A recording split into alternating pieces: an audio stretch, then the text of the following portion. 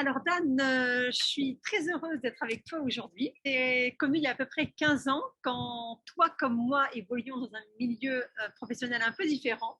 Et puis on s'est retrouvés là en Israël, à Tel Aviv.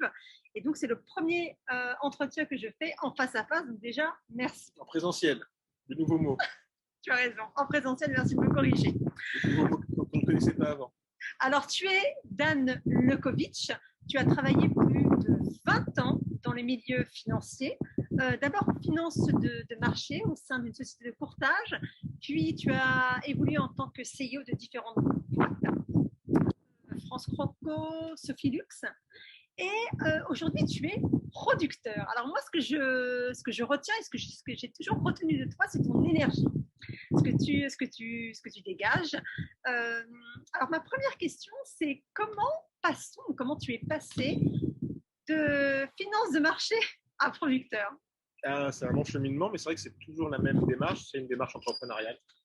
C'est une démarche de se remettre en question, de dire allez, on reste pas dans ses acquis, on essaie d'aller chercher le nouveau challenge. Il faut avoir une envie d'aller toujours se remettre en question. Donc ça a été des opportunités aussi à saisir. Et quand elles passent devant soi, on se dit tiens, c'est un nouveau concept, c'est une idée, pourquoi pas la mettre en application. Donc voilà, ça n'a été qu'un enchaînement de rencontres, d'état d'esprit entrepreneurial et d'envie de secouer un peu le tout petit. Alors j'entends aussi quand même une grande ouverture d'esprit parce que des centres d'intérêt complètement différents aussi. Des centres d'intérêt différents, des marchés différents, des positionnements différents, mais c'est ça qui est sympa, sinon on s'ennuie au bout d'un moment. Donc une fois qu'on a fait le tour d'un environnement, on aime bien aller se remettre en question et se poser des questions sur dans d'autres domaines. Merci Dan. Alors la question aussi qui me vient, donc je parlais de toi et de ton énergie. Et alors nous avons tous une énergie qui nous est propre, qui en fonction des émotions qui nous traversent à un moment donné, mais également en fonction de l'histoire un petit peu qu'on se raconte. Alors qu'est-ce qui te donne de l'énergie et comment tu gères ton énergie?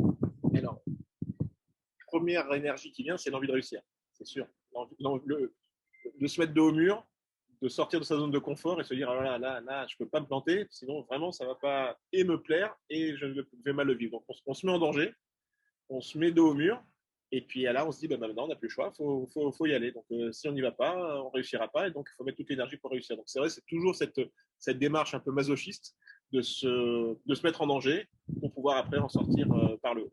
Alors quand tu dis réussir, tu peux m'en dire un peu plus?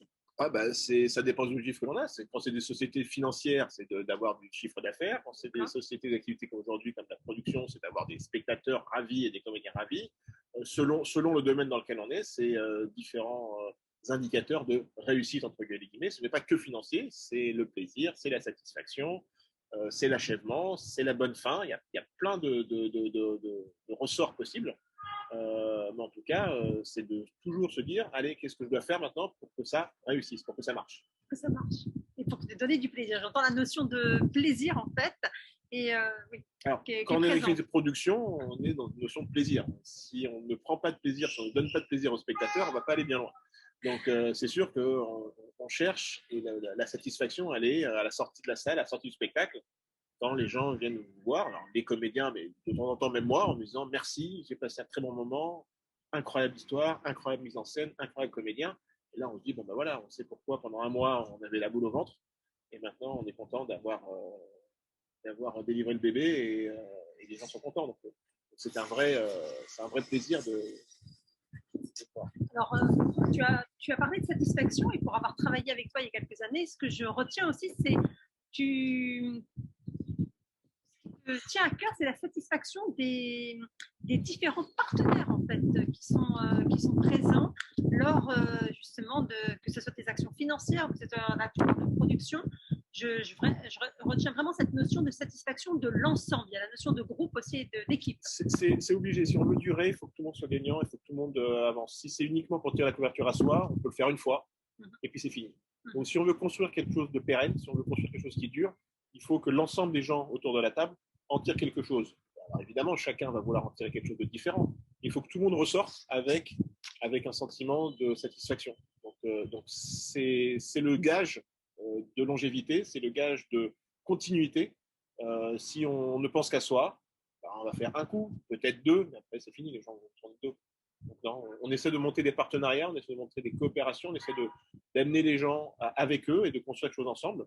Et il n'y a rien de plus solide que ça. Une fois que les gens sont embarqués sur un projet et qu'eux aussi ils en tirent quelque chose, c'est parti pour durer. Merci Dan. Alors, ce que j'aime aussi, c'est ton authenticité. Et alors, justement, la question qui vient, c'est quoi être soi-même? Est-ce que tu te sens pleinement vivant aujourd'hui? Alors, si quelqu'un a la réponse à cette question, je suis preneur également. On est tous à la recherche de quelque chose. Qu'est-ce que c'est, quoi, on ne sait pas. On est tous. Alors moi, en plus, j'ai ce défaut-là d'être un éternel insatisfait. Je vais vouloir quelque chose, une fois que j'y suis, je me dis bon, maintenant on y est, c'est quoi l'étape d'après? Donc, souvent on me dit mais profite déjà de là où tu es. Et moi, je suis quelqu'un qui constamment essaye de repousser le challenge et de repousser le défi. Mais oui, aujourd'hui, je suis dans une phase de vie qui est assez passionnante parce que c'est vrai que donner du plaisir aux gens, voir, apporter la culture française, la culture française en Israël, faire développer des projets où on arrive à créer un pont entre les deux pays, c'est très satisfaisant, c'est très enrichissant, ça donne beaucoup de satisfaction. Voilà, donc aujourd'hui, je suis dans un stade où je cherche autre chose, comme uniquement par un résultat financier, mais un résultat, on va dire, émotionnel. Et là, clairement, la dose d'émotion et la dose de challenge sur un métier comme celui-là, on est servi. Merci Dan. Alors, dernière question. Quelles sont les personnes qui t'inspirent? Alors moi, j'ai toujours été inspiré par les grands entrepreneurs, par ceux qui ont révolutionné des choses. Je suis en train de lire aujourd'hui la biographie de Churchill. Voilà, c'est des gens comme ça qui ont complètement pris à revers une situation, qui ont apporté quelque chose de nouveau, qui ont pensé différemment et qui ont pensé grand. C'est vrai, ce sont des gens qui m'inspirent. J'espère arriver un jour à cet achèvement-là également. Mais c'est vrai que toutes les personnes qui ont pensé différemment, qui ont décidé de dire c'est pas parce qu'on fait comme ça depuis 20 ans, depuis 50 ans ou depuis 200 ans que c'est comme ça qu'il faut le faire. Ceux qui ont été des révolutionnaires, ceux qui ont été des transformateurs ont toute mon admiration, sachant que beaucoup se sont plantés. Mais c'est pas grave, qui ne tente rien à rien. Et d'un échec, on doit pouvoir, tant qu'il ne tue pas, comme on dit, ben, il faut en prendre. Pourquoi j'ai eu cet échec-là et comment je fais pour ne pas recommencer. Donc souvent, les entrepreneurs, les gens qui ont transformé, ont pris des échecs. Tant mieux, c'est ce qui les a fait, c'est ce qui les a formés. Et ça m'inspire énormément. Merci beaucoup Dan. Alors, ce que j'entends, en tout cas les deux notions que je retiens, c'est la notion de challenge et de croissance. Oui, ça va être mon passé de financier qui ressort, ça.